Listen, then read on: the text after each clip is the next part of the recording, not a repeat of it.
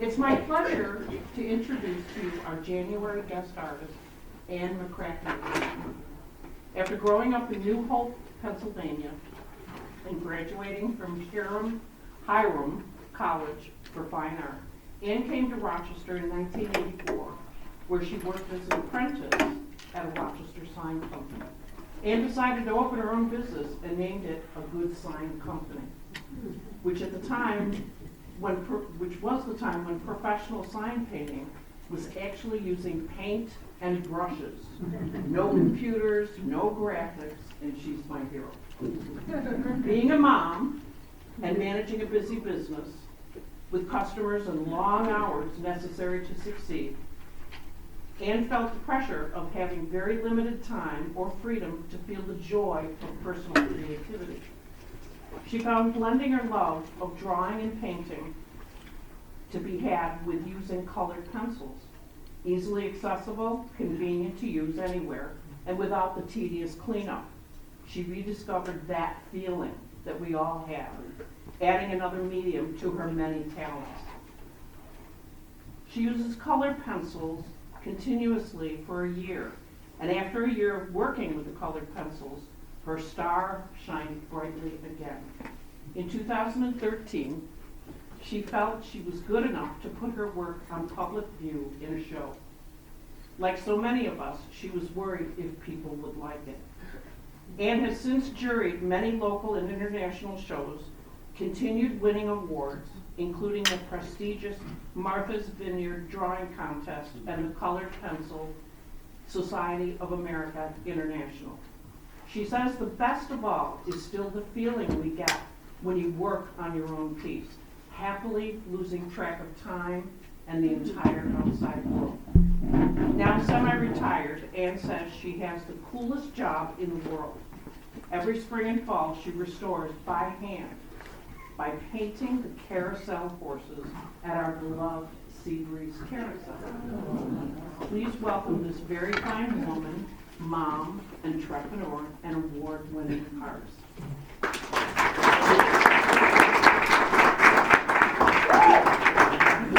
Good Lord, who's she talking about? She sounds fantastic. My name is Ann. It's nice to meet everybody. Certainly going up, Ken and Nancy Jo for asking me to come. I've never done something like this, so this ought to be real interesting, and if nothing else. It's just interesting hearing all the politics that goes on in everything, in the beginning and stuff. And I'm thinking, two presidents, I know a lot of people are going to be happy if that was still going on everywhere, but that's just such as it is. Anyway, it's just trying to talk about the process of colored pencils and things. I kind of feel like when I tell people, they say, "Oh yeah, I say I do art," because that's what you do. You do art, and they're, "Oh, do you paint?" And I'm like, "No." I go, "Oh, do you watercolor?" And I'm like, "No, I do colored pencils." It kind of gets at, "Oh, that's nice." There's something kind of like feels a little bit of the idea of coloring is real strong in the colored pencil statement, I suppose. I've talked to a friend, I said I'd become to be the ambassador of colored pencils, just to kind of change the thought that goes along with there. I was in a gallery recently, and of the piece, and it was nice, I sold, but primarily was oil traditional painting.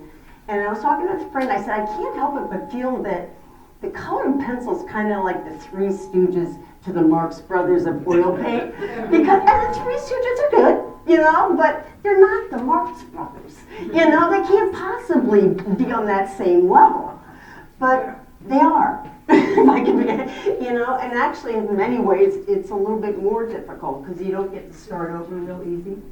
You can mess with the paper, you have to frame it, you have to mat it, you have to, all the stuff under the glass, so you're going, "Oh, come on, get down, that little speck that does not come out. But anyways, very much like Jane said, thank you, Jane, too, for that lovely introduction that I someday will live up to. But like I said, my major was in art. I wasn't that good, quite honestly, in college. I did okay. So I got my teaching degree, I didn't use that, and I got into, I stumbled, luckily, into apprenticing with a sign painter. And that was just one of those happenstance moments that you realize now you just go like that. It was a perfect mix for me in the sense that it had or required some artistics, because I wasn't that bad either, you know. I just certainly wasn't a fine artist. And between that and also you can make a living off of it. The advantage being that I know a lot of friends of mine who have art background will do something, have done something in their careers. And when they do their own work, they don't do their own work on their own anymore. You know, I have people who become illustrators and stuff, they don't go home necessarily and draw and do their stuff. This was, sign painting was separate enough for me, for my work, that it felt like two different worlds. In a lot of ways it was. Excuse me. There's part of it that I stopped doing any of my real artwork at the time for a number of years. It also had to do with it when I was quitting cigarettes. When I quit cigarettes, I couldn't do anything for a couple of years. And that was tied into that habit, certainly, like talking on a phone. But otherwise, it was like, and I was living when I started getting that feeling I wanted to do my own work again, because you're self-employed. You're just always working. You know, it was great. It was a lovely thing. It's a luxury problem, but it can be a problem. And then I had my son. I was a single mom, self-employed. I owned the building. It was all these wonderful things, but putting something else into that is going to be really difficult. You can only stretch time so far, you know. So I would go to a show or something, I'd see stuff and I'd think, I could do that, but you're not. You know, that little voice that would always wake up before the rest of my body would be like just telling me what I'd done wrong so far all the time. But I would go and I'd kind of feel that way, and then I realized that eventually, at best, that voice would go away, which means I would just not do anything that wouldn't bother me anymore. Or I could try drawing again. You know, so I didn't show anybody for like a year, 2 years. Because it's such an intimate, vulnerable thing to do, is put yourself on paper. Especially in the beginning. I mean, who are you to think you can draw? You know, that kind of thing. And gratefully, that allowed me to kind of develop my own style, become more confident enough in my own work, that if somebody said something, it wouldn't necessarily knock me off, you know, wanting to do it.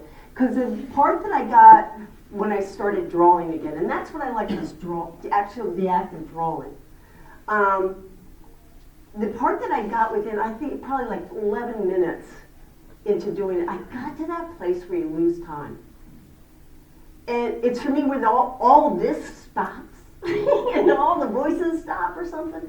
And it's like, you know, it's that part where you think, oh my God, the whole afternoon happened. And, you know, and it's not a panic, like I've got so much to do yet. You just lose time.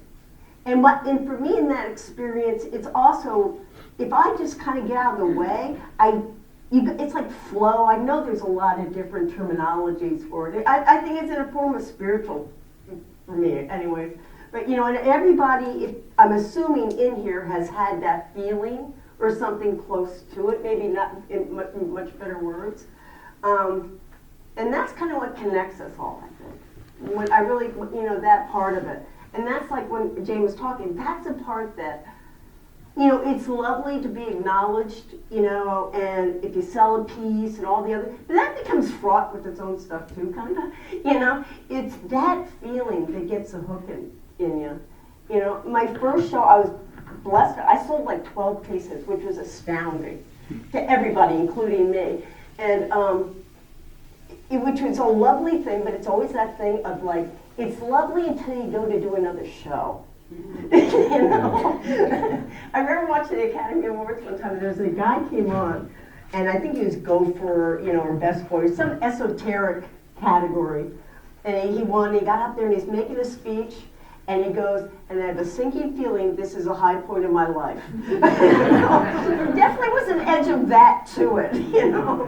And I am happy to say I've reached that cliff a number of times, you know. It's nice you can keep going and find new ones, but you never think there's going to be another one, you know? And this for me is just kind of like not trying to place too much on that feeling, you know, and just really loving what I do when I do it. You know, everybody here's taking time. I found that for me, the discipline of it is really good. I try to go upstairs and draw or do something, you know, every night. I'm not always good. There's times I'm really good, and I take a sketchbook around me where to go and stuff, you know. Being retired that changed, you know, semi-retired has really changed everything, because when I first stopped working, it was like I was getting like anxiety attacks because I was used to working all the time. You know, I had this to do, or else my son, and I'm all this stuff going on, and all of a sudden it's like, should I do laundry today?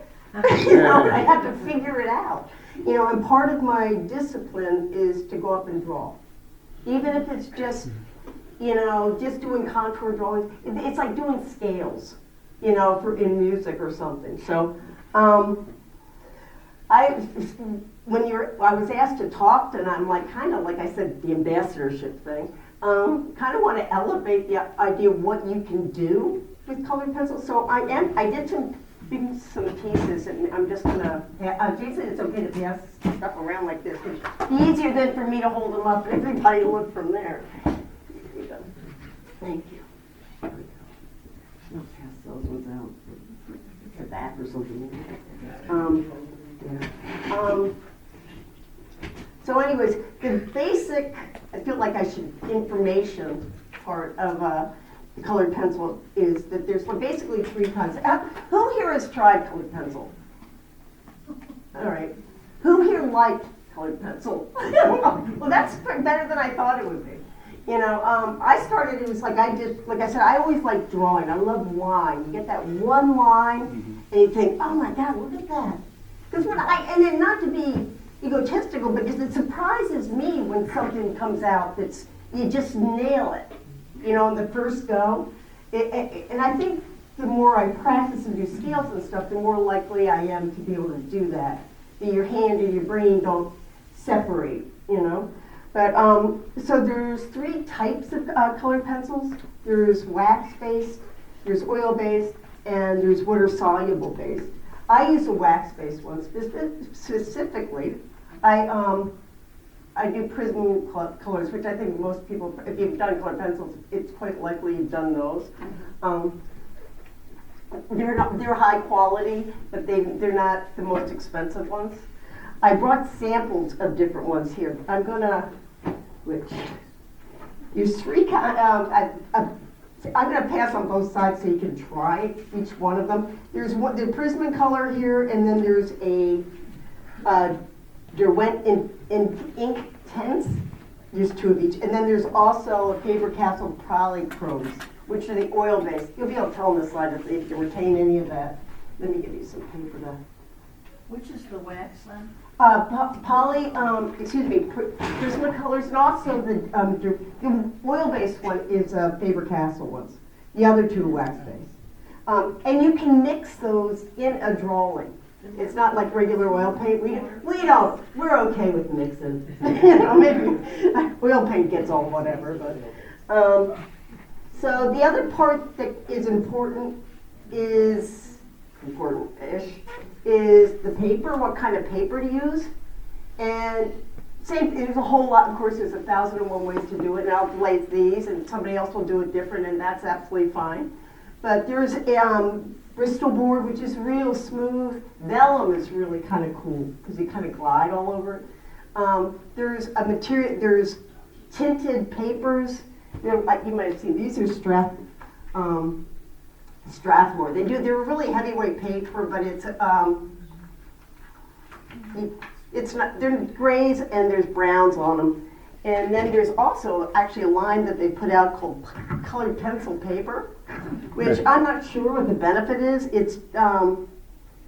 But it's okay. It's good. And then if any kind, whatever, and I use mixed media a lot because a lot of times the weight of what type of paper you use depends on if you're going to be using solvent to blend it and things like that. And I erase a lot, which is, that's, so it's a lot more forgiving in that way.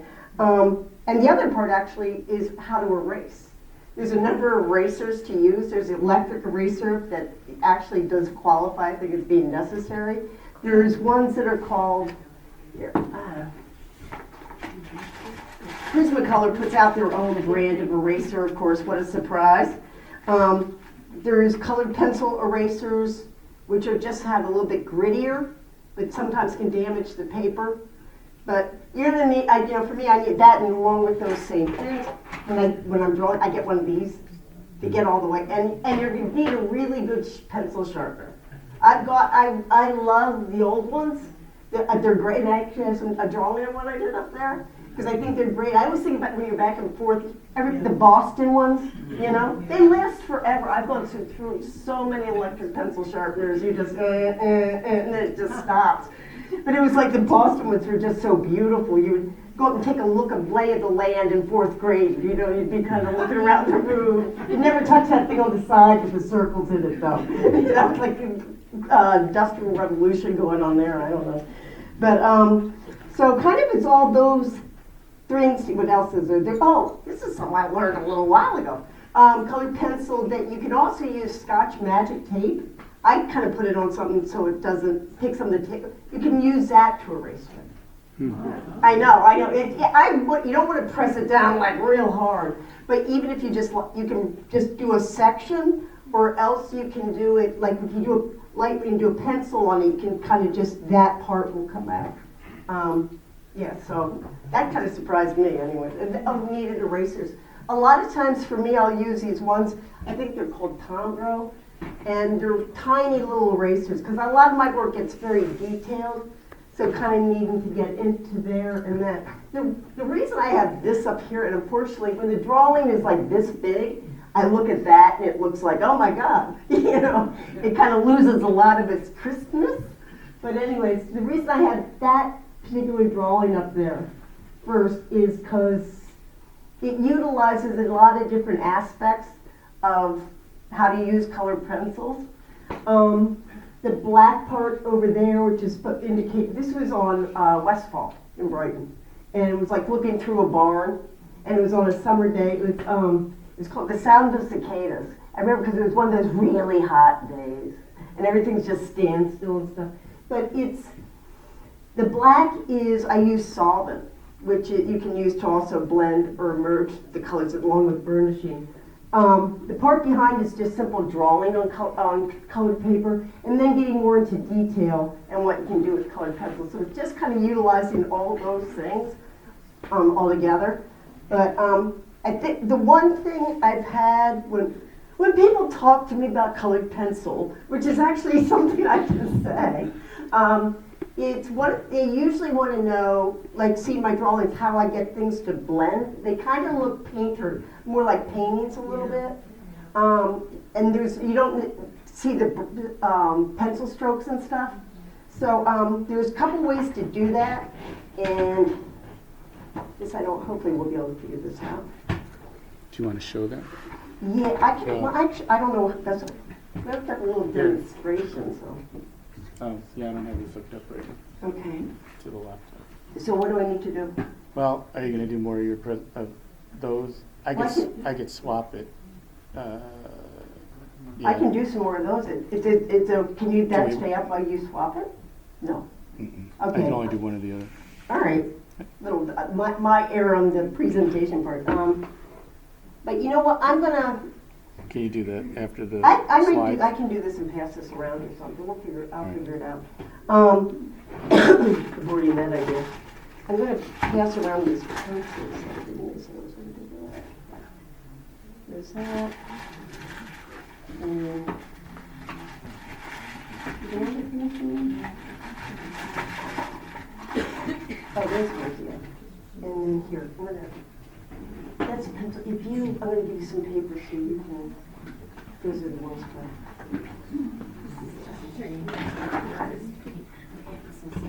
I know, right? I know, they're great.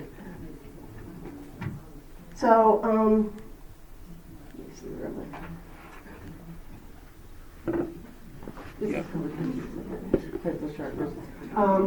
This one, and it just, anyways, and like they always look much better in person, which is a lovely thing to say. But this was down, I went to the downtown library, Rundell Library, and by the bathrooms, there's a pencil sharpener, like one of those. And I'm like, oh my God, does anybody even know how to use it?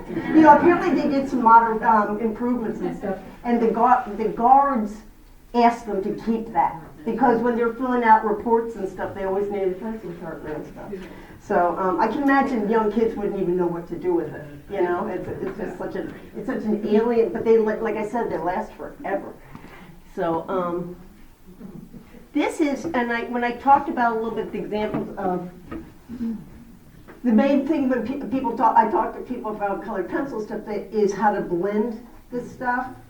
So there's basically two different ways really to do it. One is you start layering the colors. One, like I'll take a yellow and then layer a thin coat of like red over top of it, and you obviously make an orange, which it kind of creates an orange look. You probably can't see any of this from here, so I'm gonna have to pass it around. But it will look on its own like your eye will do it.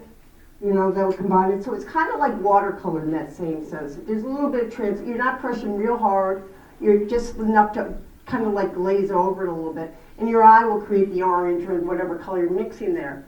What the next step in that is to burnish it, which is, they have these things, they're called colorless pencils, or, you know, and basically it's where I'm going to do something on here, and then I'll pass this around.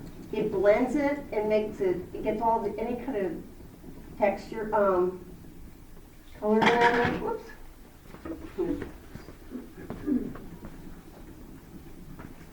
Is the pressure that you have to put on the paper to get the pencil to be the density of color that you want?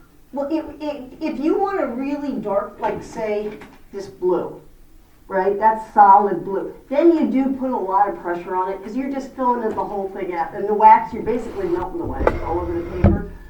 For these, you probably can't. There's more, it's a lighter thing. You do a light layer of like yellow, covering that over the thing. You don't fill it in that much, you know. And then you do a light thing of red on top of it. And you can do it a couple of times, but then you're going to blend all that together. So it's more about layering than it is pressure? Yeah, correct. I mean, if you're doing straight one color, like just a blue pencil, then it is all about the pressure.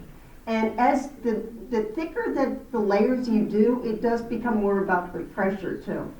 I was trying to think about talking about my process, whatever that means, and I'm thinking, I don't know what it is. And I look online, I was watching some videos about colored pencil, I'm like, is that what I do? I don't do that, you know, and then they said, you know, the 4 ways to blend colored pencils. There was one, the 10 ways to blend colored pencils. The 15 ways to blend colored pencils. I'm like, Jesus, what are they doing to these pencils? You know? But, so it starts at the first part of it, of how to blend pencils, it's basically layering. And you can kind of see a little bit, but not real effectively on this drawing, which is way so big, compared to my little drawing. You kind of just do one color and you go a little bit over top. So I'm trying to put that metallic silver of the pencil sharpener, trying to get, so you can tell it's rounded, you know. But, so there's just that layering. If you want to, getting into more of a, You might be able to hit the arrow keys on your keypad. Yeah. Just go. If you hit Oh. the next one to the right, Okay, you I just go. okay. Yeah. All There right. you go. Okay, this one is more example. That's some of that layering I was talking about, the raw. Once again, way bigger than the drawing, so, you know. So you can get that color, and then I layered some gray over the corner there. You know, you just, that kind of changes. There's also burnishing, which is either using the pressure thing of using a colorless pencil blender. I'm sure you might have seen them. And you just rub it and you burnish it down and it blends it really smoothly. The other way to do it is to, either use a solvent, and I use Gamsol, but apparently you can use alcohol under 70% because it affects the colors, I guess. Somebody said he used baby oil, which I've never tried. It just seems like it get kind of The paper would get a little, smell good, but a little greasy. You can also use if there's What are you doing with the Gamsol? it's basically you're taking your brush and the door here where it was white. They have a little bit gradation coloring in there, so not a lot, but probably more than you think. When you go, I brush that up, so you kind of all wash it together that way. And when you're doing a bigger area, as opposed to just burnishing it, it's a little bit easier. So you can also then go back in and make, you can get pencil thin line, detail line into stuff too with colored pencils. The one thing I can assure you, I'm sorry, yeah? Do you start with a regular sketch? Yeah, I do. Okay. I've started using like a graphite and working from that, but now I didn't like, and then somewhere along the line I mentally made the trade, I could start from a colored pencil sketch. Okay. A lot of times when I go sketching, I have like one of these things where it's all the pencils and stuff in it, right? Which is really great unless they all fall out, which is a real problem and has happened, as you can imagine. A lot of times in the colored and prismatic ones, they have grades of gray, a cool gray, and they have a warm gray, and then I'll just take a set of those and go draw with those. Because you try to take, you can't do it. There's just too, I'm like, and that way at least it's getting me a value. I can get the value of things when I'm drawing it and get a pretty good detail of it. Yep. When you're using the solvents, what type of pencil are you using? Are you using a watercolor? That's watercolor, wax-based. I'm not using no. watercolor. Watercolor is water. Yeah. Wax-based or oil-based, yeah. And it does work with those. Okay. Yeah, which is the same thing. And like I said, you can use both. It's the same in the same drawing. Okay. Yeah. You said that Inktense is wax-based, but it's water soluble. Oh, excuse me. Yeah, I'm sorry. I forgot my notes when I came. I realized, and then that's why I'm like writing stuff down. I'm trying to remember it. But yeah, so that is but they're beautiful too. I know. I left summer in there, and they just they're so. The problem I have with them is because I got a set like this is I'm really used to the Prismacolors. I know the Prismacolors. I know if I want to go nectar or light peach. It's like you learn same thing. I'm sure if you go a certain paint line, you'll know exactly what kind of blue you want to start with or whatever. These I'm not quite. I can't tell as much from the pencils as they're hard to. My eyes aren't as good, and I can't read the edge. It has a color, and I have to look at them, and that's rather than just reaching and get which one I know is going to work. The other thing that works for me too, in the Prism one colors, I think they're very fine. They're a thinner pencil, but they're Prism, and they're harder. So if you really need to go in there and kind of just with a really crisper pen, more pressure on a pencil, because the colored pencils tend to be soft, So when you're going in for detail, going in there for that. One of the things I use for highlights too, I don't know that it's archival 100%, but I use gel pens for white for highlight is really good. That you can do like in an eye or something along those lines. It's just really helpful. And Yeah. have you ever used pencils on textiles? No. Can you? Sure, why not? The Inktense you can. Yeah. And then they have the water soluble ones I would think would, It might be, I guess depends, the softness, because you need to be able to get it into whatever the weave is, right? Like in a canvas or something, right? I mean, I just love graphite too. Pencils, they're just great. So I am, let me see if I can find this one. Then I'll send around the different ways of, there you go.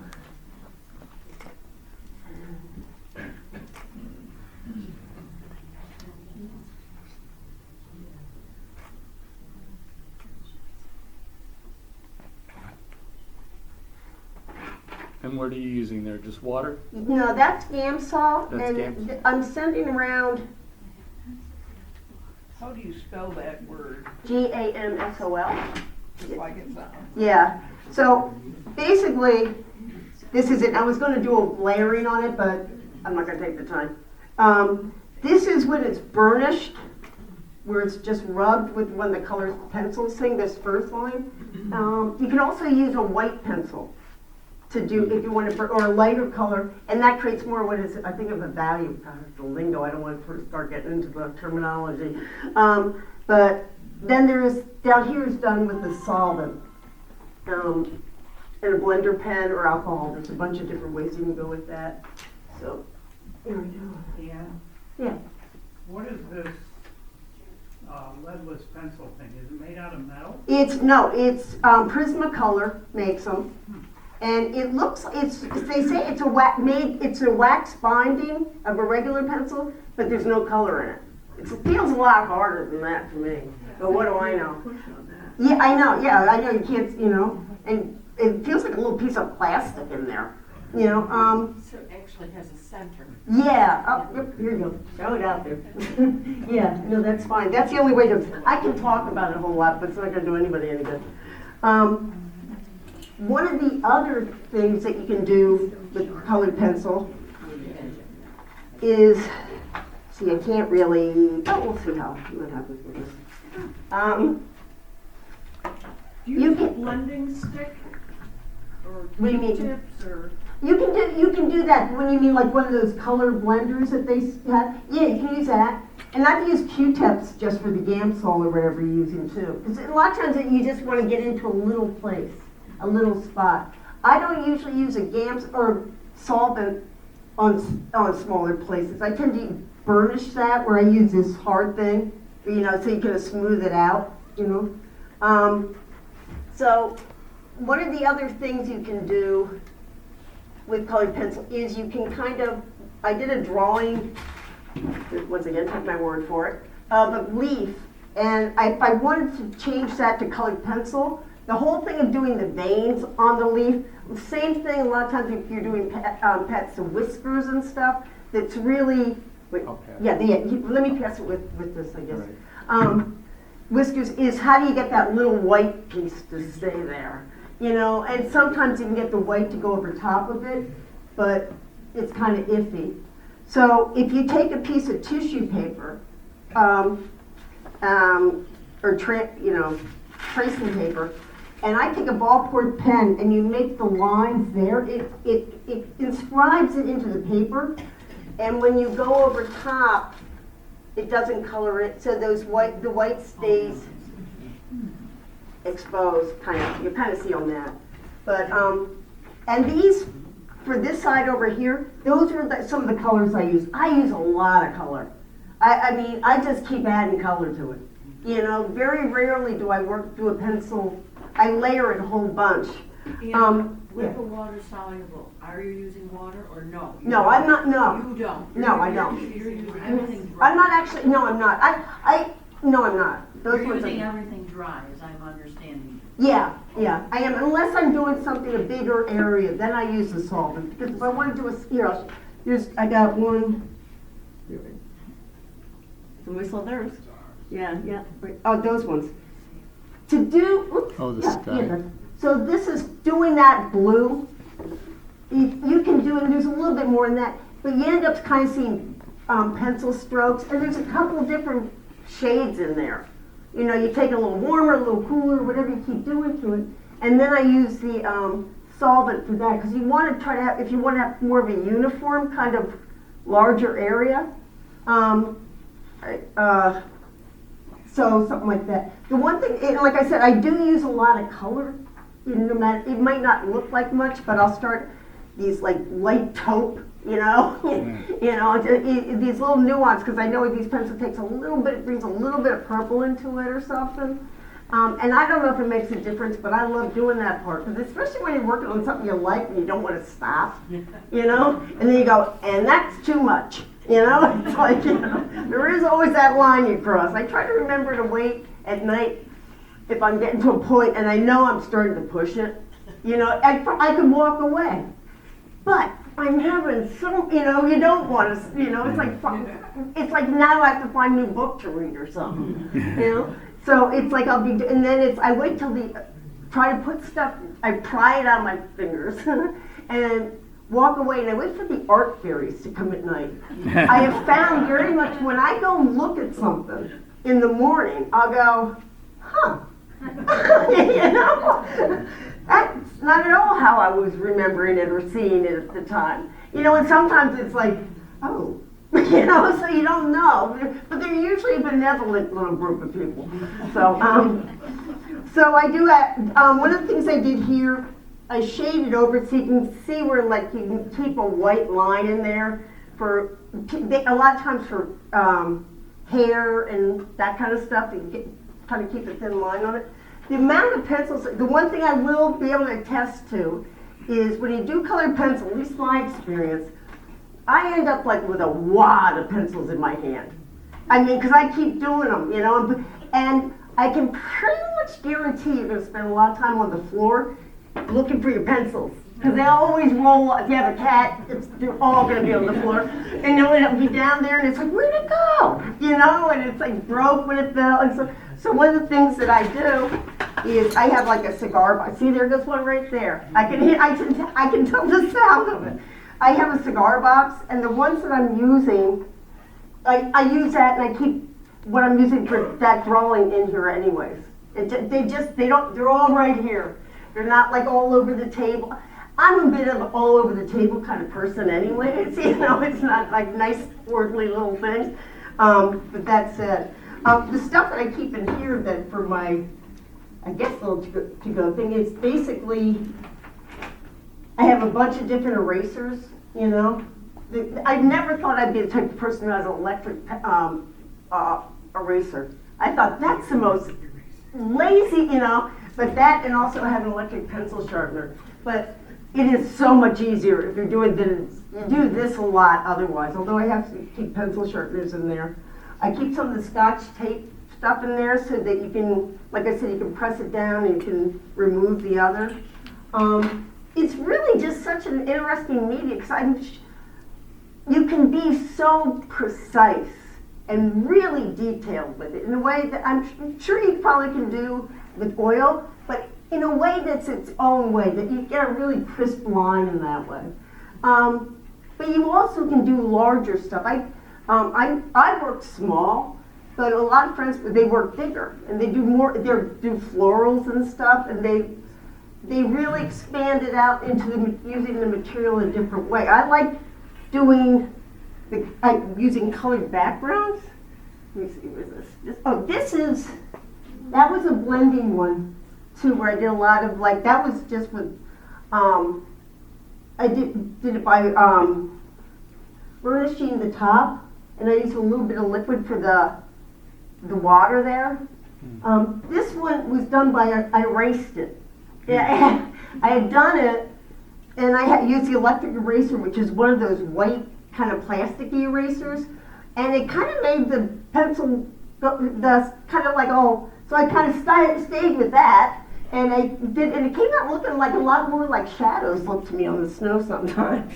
About what size are pieces like this? They're all like this big. 5 by 7, Yeah, 6 by 8? if that, Right. they're small. Yes, it's, let me see, where am I going to? Oh. Postcard size, right? That's what Yeah, right. These ones showed the layering one too, a lot more. And then I can kind of go back in for detail stuff over it.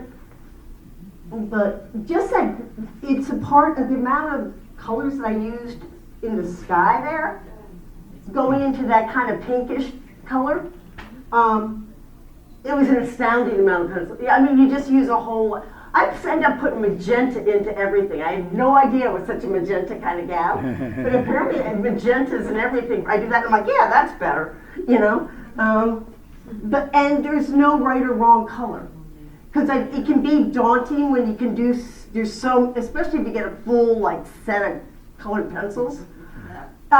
You're better off starting with smaller groups. It would be my thing. But I'm the person. If you go into an ice cream place, and there'll be all those things, and I'll go, and I'll get so stressed out And then I'll just get vanilla, and I'll think, I wish I got mint chocolate chip. You know, too many options is not good for me. It doesn't really serve to benefit me, but anyway, so usually, sometimes like 12 or 24 or something, you can do plenty. And if you start layering, it really causes me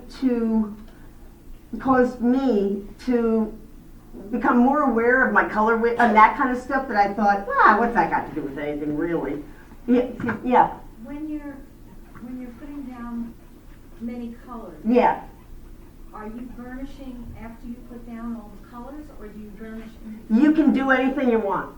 I've done both. Because then I'll go back and I think that needs more. Or I want it, if it's a sky, which is kind of like you maybe want to take it towards a winter sky, you know, as opposed to just a blue sky, which is subtle stuff. It gets more to be almost like a yellow in this, for a winter sky or whatever the colors that come in different.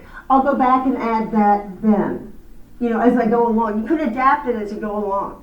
You know, the only thing that you can't get too far with is erasing. There is a bottom to erasing. You will reach the bottom of erasing. When you get there, you'll know it. It's like, you know, you're trying to stick it back down with your finger and stuff, you know, but. Are you going to talk about how you lay the colors down? Because I always heard that was so important. Yeah, it is. It's basically, I hope to do the little sample. I passed something around here that shows a different burnishing. Do you want? When you do the first layer, because it's like, you're supposed to hold, this is what you're supposed to do. I learned this when I went on to look at videos for this. And I don't know if it's what I was doing or not, but for the first, if you're layering colors, you hold it way back here so you can't be, you know, you don't have to do throw in. Yep. So, yeah, okay. So basically, what it was passing around is these are the colors that I put down, and just by using pressure, so it's a real solid, vivid color. It's real dense, right? But if I want to blend that yellow and that red, you can see I'm not using as much pressure on this as I am on this initial cube. You kind of don't work it too hard. You don't press it down. You just want to do kind of a light coating of it. And if you do circular, you're less likely to get pencil strokes in it. Right? The yellow's hard to see with this Yeah. On the screen. Is it? A little Yeah, bit. a little bit. You can see it there, right? Yeah. There we go. So what did you start with in that square? Nothing. Nothing. This is nothing. And yeah. all you did was the yellow. So Yeah, far and I'm different. holding it far back, and I'm kind of using a circular motion rather than a, you know. So then you take the red. Hmm. It's the one thing with colored pencil is it takes a while. Like this is, you know, because you build color up.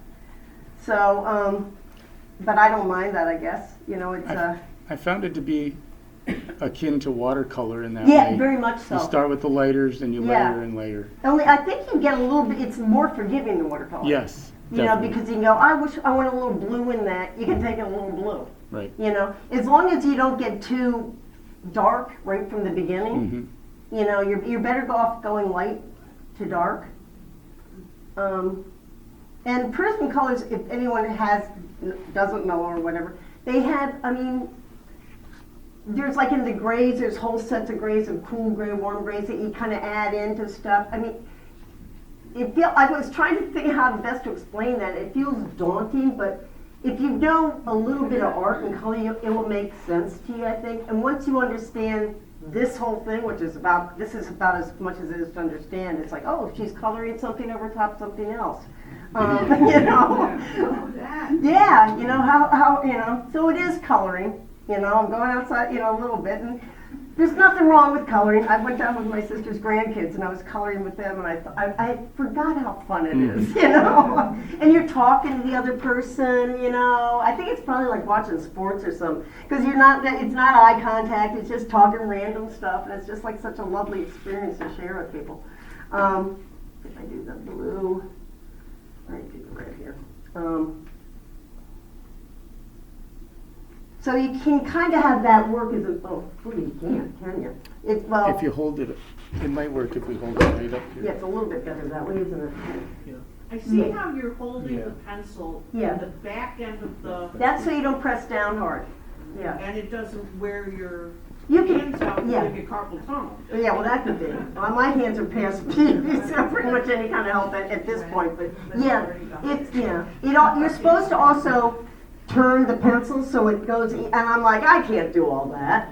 You know, like thinking about turning the pencil, you know, it's like, it was creating more stress than I ever did in it's a colored pencil drawing, you know? And so, You're supposed to rotate it while you're drawing? yeah, while well, you're that's doing what that? some people are saying. I'm Wow. thinking, I know, Wow. you know, it's just, yeah, I was amazed, and actually I felt good how nobody did it the same.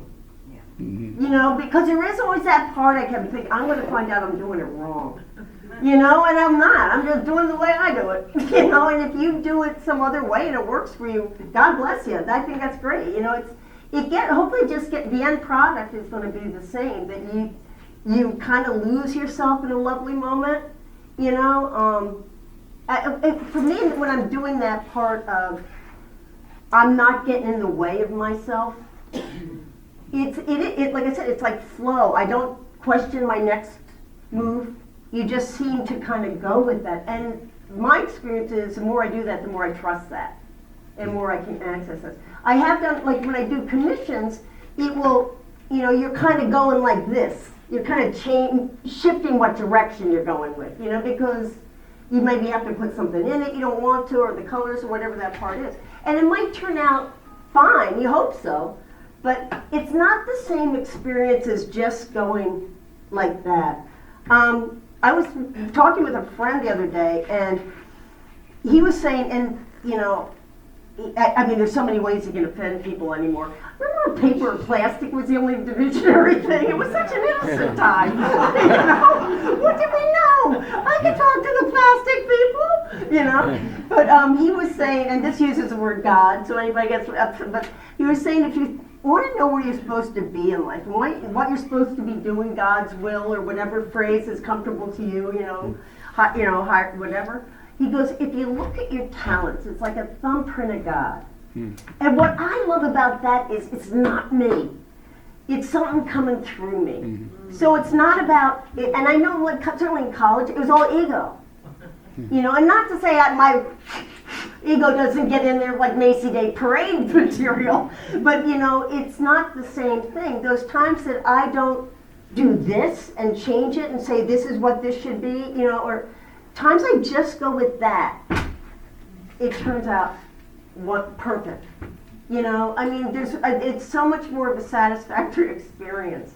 And I think a lot of times the piece shows it, because you're more in cooperation with the piece, I think, or something. So I'm going to do this one more layer. So you can see it's like holding it back here. So it's just like, it doesn't, you can see the paper through it even. You know, and then if I do the blue, I don't think this is a good purple, but this is purple nonetheless. It's kind of a color, you know. But It's magenta. yeah, don't you know that? I'll tell you. I never thought that I would ever in my life embracing even something that was even on the slightly pinkish side. You know, really. But and I mean, even within that, when you're laying like this, if you're doing textures, you want a textured item or something, that works for you too, about how hard you press. Wait, I'm trying to I think, I can't pass the leaf around. Oh, I didn't. Okay, so this was a leaf drawing. Right? Yep. And what I did was I took tracing paper and I transferred it to the regular paper. And after I did it on the tracing paper, I took a empty ballpoint pen and I traced the lines for the veins and things, so that.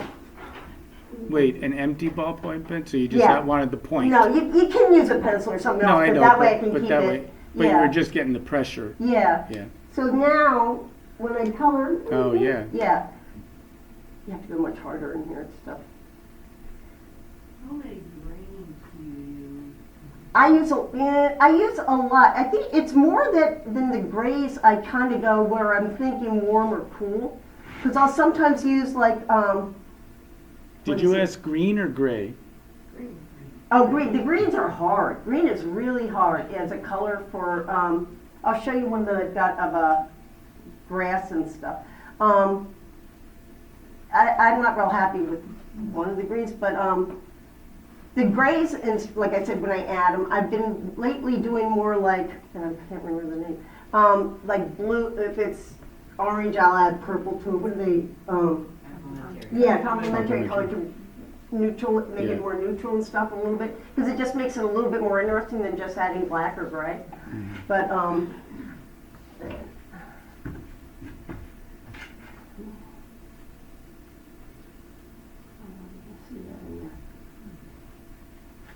Mm-hmm. Do you work to music or the TV? I listen to like books on tape, or not. I don't think they're not books on tape for quite a while now. But that's Audio. But I'm not changing. It's like technology. I remember one time my parents were coming up to visit me. This is like in the '80s when everybody had an answering machine. If and they for some reason I think my mom didn't feel well. They turned around and went home, and so my dad called. Dad's never called. I think I can make that's a pretty safe statement for a lot of people. And he left a message on my answering machine, tell Ann that her mother, like it's a houseboy. And I have so many times I realize I'm having a tell Ann moment. I'm acting like it's old technology over, I'm not quite updating it, but oh well. Yeah. Ian, did you say you work outside? I do sometimes go and draw. I spent one summer because when I went to school for art, they got away with not teaching a whole lot, is my experience. I remember I had a professor talking about he'd been in New York, gone to school in New York City, and they were making, by using Elmer's glue and tempera paint, they were hacking acrylic paint. So this shows a lot to my age, and it also, of like, that was where it is. And everybody was doing more abstract expression and stuff. I was a realist. I've always been a realist. So when I came, it was like a little, but you do enough drugs and alcohol, you too can be abstract. But, and I enjoyed it for that, and I worked real big and stuff, but I came back to realism, landscape or something, whatever, that's my, it's just my, it's like it's too dry, it's nice, but it's like, and also these are small, I can store these. You get big paintings, I'm like, oh boy, my house isn't big enough.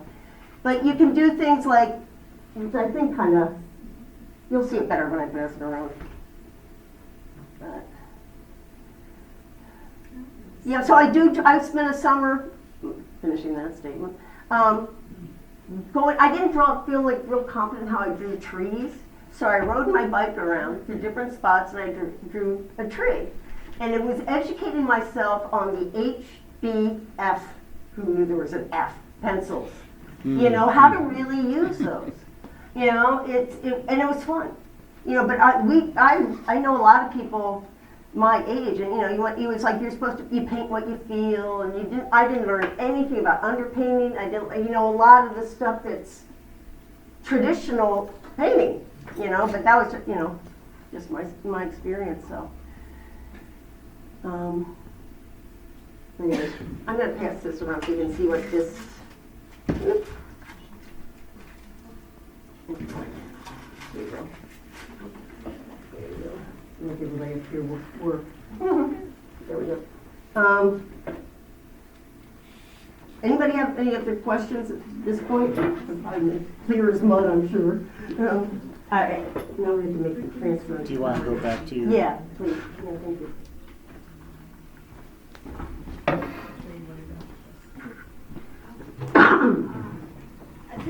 I have a question about the layering of the colors. Yeah. Do you ever put light colors and then dark colors Yeah. on top? Yep. Yes. So The only thing is sometimes that I found that dark on top doesn't sometimes if it's a real dark color, it looks kind of waxy. There is also, I tend to go, I just keep doing it.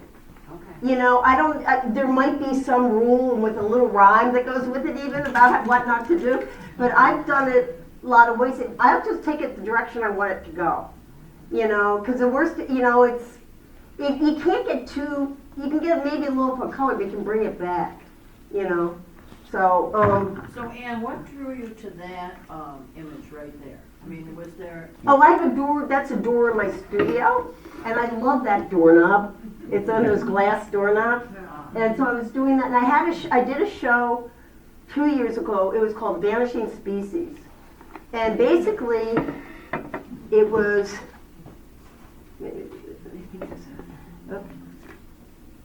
here it goes. I was mom sitting in a friend of mine's mom, and she's 104. That was her phone. That's the phone. We don't, no long cord, little tiny little card. You're sitting right there, and you'll doodle on the back of the yellow pages like everyone always does, you know. And so I would go over there, and she was amazing. One of my friends, I hear upstairs, do you want some tea? Okay, before I go, but do you want some tea? And then Andy Griffith would come on really loud. And, you know, I would go up, and she used to draw. And we'd go up and talk about painting, and so I drew her phone. Yes? The pencils that you passed around, are those wax? There's the prismatic ones are wax. Then thankfully somebody pointed out that the ones are the ink tense ones, the really soft ones, they're water soluble, and the Faber-Castell ones, the polychromes, they're oil based. They're harder. That's the best way I can describe. In doing them, the oil I believe is supposed to have a higher archival thing, and but to me the Prismacolors are so much easier to blend. And that's what I want to do, is blend them. It's like, occasionally I'll cross over because they won't have a color. It's like, you get kind of anal about like obscure little pencil colors. It's amazing how excited you can get. You know, I'm like, oh, I've never seen this one, you know? And it would just be that little variance in it too. But it's very rare, like same thing in painting, you don't necessarily use it right out of the tube. You know, you just don't go through it. You tend to want to change it a little bit. But yeah, so the show was called Vanishing Species, and it was about all these things that we're not seeing anymore. You know, like that. You know, I remember my son goes, "How do you use it?" You know, you know. But there was something so definitive about the dial tone. None of the hello, hello. Hello, you know more. You're not talking anymore. There's a dial tone. They're done with you. You know. So, anyways, yeah. Another piece was the pencil sharpeners. I did those, and I did. I did some lead soldiers, toy soldiers, and stuff that I had as a kid. And it was fun. It was a really fun show. I tried when I've done a show. I just had a show in December at Canal Town, which is on Winton at East Avenue. In Brighton, Brighton. And I like doing themes because it just makes it more fun, you know, or whatever. It gives me, I guess it's more like it's more great. Otherwise, it's all those ice cream flavors, you know. It's like if I give some things that begin with B, you know, I'm good. So I'll just go through. I guess the rest of these are. I tend to do series. And I've done the blobby colored pencil ones, animal crackers. I did one that was called Hippo, I think, because you can never really tell what they are, but you think it's that, you know. So let me see what. Those were like that. Yeah, this was that one I passed around. The other was a ginkgo leaf that I did. That people really apparently there's a cult-like fascination with ginkgo trees. I mean, it was really kind of like, you know, yeah. And it's amount of detail. Like that one I burnished the pear. That was called Beauties and the Imperfections. And then kind of going in, but the amount of detail to be able to get on the leaf, you know, is a part that I really love about the colored pencils. I think really brings into that. Because it's like if that was done in watercolor, just to have that much opaqueness in the color, but also the lightness of it too. But Yeah, this one is, that one got passed around. The one reason when I did the grasses here, I layered it enough so it was thicker, and I actually took like an X-Acto, and you take an X-Acto, and I put at an angle, you don't be like, psycho, but scraped it away to get the color, so it kind of, you can get more motion in it, rather than a thin line, there's a little bit more freedom. I was also happy with that one, that's when I knew when to stop.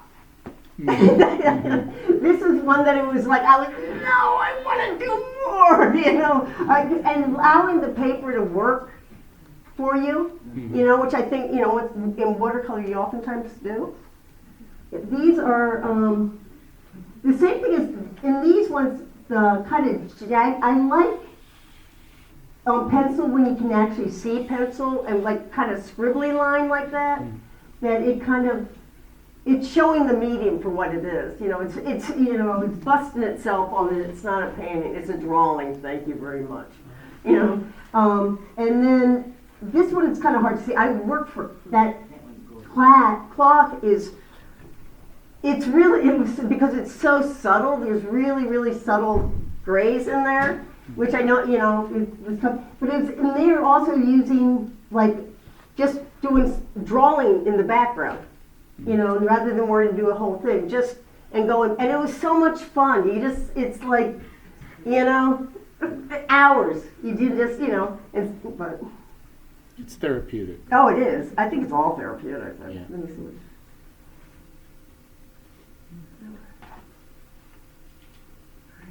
I didn't show them all. Oh, there, and someone actually who owns a piece that's in here. I did a series on the Monopoly, and so there was that's a series on the Monopoly. It's so much easier for me when I come up with the topic and expose it from a lot of different angles. But like on this one with the houses, I went back. There was green on there, and I layered parts of it with a dark gray. And I layered parts of it with a white. So you're taking a value and you're changing it by what you're laying over top of the green. Are you taking a photograph first of like a game board in this case? Yeah, I did. Yeah, I did. Yeah, I sometimes I think I did some of these right by looking at them because those things backwards and forwards. That part. But I remember looking in because I couldn't. I was getting the angle right. I wanted to make sure I had the same angle each time so that the perspective didn't switch. Yeah. How many colors of green did you use? Like on those houses? No, right there. Oh, here. Oh, you know what? I used almost as many greens as I used as orange, magentas. I used light blue. I mean, it really, there's a lot more in it than you think, kind of, and it took long, but I don't mind that. I don't mind working on it because it kind of like the grass was growing, kind of stuff. So I had, and how I put the pressure down, or sometimes if I erased it, then it'd be a little bit lighter. I just kept working it outwards. I just played with it. It was, it was up on the chair then to be able to get, wanted to be able to juxtapose that grass on, this is one that made it in the one of the ones made in the International Colored Pencil thing, and also the Martha's Vineyard Drawing Contest, both of these ones, because I've done both of those. But then going back and doing the detail on those chairs, I've done a lot of drawings of those lawn chairs. They were in the basket. Because I was driving one time and I saw somebody was throwing it out and the light was coming through that webbing and the light was coming through the back and it was just so beautiful. Because it was a late sun and it was just like one of those, it's not like all the ones now, the big piece of plastic, it was just a lovely little moment. I do have like a lot of pink and stuff in that one too, I remember. I kept bringing a lot more pink in. And Yeah. through sign painting and all of that and starting your own businesses, what I admire so much about your work is everything. But the ability, you love lines, Yeah, straight lines, Yes. connecting lines. Do you use a ruler or you do that freehand? if I'm working, but I use, I read a thing one time, it was about sign painters, the 10 most top things said to sign painters. One of them is, I can't draw a straight rule without a ruler. That's why they have rulers. Depending on the edges, I'll tape off. I'm getting over sinus. Yeah. Sometimes I'll take the paper and I'll tape off with like blue tape, painter's tape. So if I want to make sure the edge stays real crisp and clean and, defining it in that way. And yeah, but I will for something like on the chair, because that has to look right. If it looked off, it would have been like it'd been hit by a car, so, all mangled, But, yeah. Mhm. Were there any prerequisites for your Martha's Vineyard? No, I never, there's, Cafe, I don't know if everyone knows it online, it gives shows to submit to. It's free, which, and you just sign on, and then you can go and look at openings and stuff and what they need, you can do by the state, where it's openings and stuff like that. And every now and then I do it. It's expensive entering shows. Why does it cost me $35? It's not like I'm sending the piece in anymore, but it's, as you know, if you enter shows, but it's nice to stick your neck out there too. I highly recommend that. If you haven't, try it. See, there goes one right on the floor right now. They just do it on their own. Yeah. What would you do to tell us to start? I would get like I said, I say prism color because that's the one I know, and I would just get, I don't even know what they come. I think they're like 20 to a 24, 24 I or think. something, would make sense or something of a set, so you can kind of work with things. I had the prices somewhere for it. Prismacolors, I looked at Rochester Art Supply, they're quite a bit cheaper at Dick Blick per one, Mhm. but on the Faber-Castell and the Ink Tense ones are really close, so go local, and all that. But I would do a still life. I would just grab something and put it in front of you. Forms like a base so you can try shadowing and seeing about modeling it and stuff. I like doing still life and stuff. It's small enough, just a base, and you can also, it's something that you want to render so it's round, so you can be able to depict that kind of for modeling and stuff. And using mixed media paper. Yeah, that's fine. Use that. Yeah. Just use to get started with it. You're just playing around with it at first, because once you get, it's not like it's that difficult. You don't need a license for this stuff, Once you learn how to do it, it really gets, it's easier, and you don't have all the cleanup, except for the pencils on the floor. That was why I was living in an apartment. I can't drag paint around. I had 2 minutes. Paint's going to dry up. You can come back and go to, and you can get real good detail in it, but you can also get painterly effects, and you can also get drawing effects in it too. There is also water-based pencils too that people, they'll do like watercolor pencils and do that with it, and you can kind of incorporate all that part into it. But even then, you got to clean up water. Well, whatever. But it's just. If nothing else, I think it helps hone your drawing skills, which to me are always kind of like the bones of my stuff usually. Yeah. Okay. So are there any more questions? I think that's. I know. Oh yeah. Can you put it back on the doorknob? Yeah. Whoops. There we go. Are those like your child's height? Yes. I didn't see that. Yeah, that's why. Yeah, that was the vanishing species part too. That I'm like, do they even do that anymore? I don't know. I also had a picture of a banana because I don't know if kids today know. If you slip on a banana, do they know that there's like a death threat out there? Don't eat bananas on the ground, that their life is in peril. Who's going to tell them these things? Cartoon knowledge, I guess. But it was that one. I did another one of the door too, the angle, but that one came out very nice. That one sold. I've been lucky that I've sold pieces. And to people I don't know, which is great because I'm not friends with money, but which always surprises me, and it's such a humbling thing when somebody, at least for me, when they buy, it feels uncomfortable. It's that, I feel like I suffer from that terminally from the Sally Field, you like me, you really like me syndrome, especially when it comes to your artwork. You know, it's like, oh, you don't have to pay me. You know, you're so grateful. It means a lot. Anyways, well, if that's it, I got some stuff you can look up here if you want to come up, but thank you so much.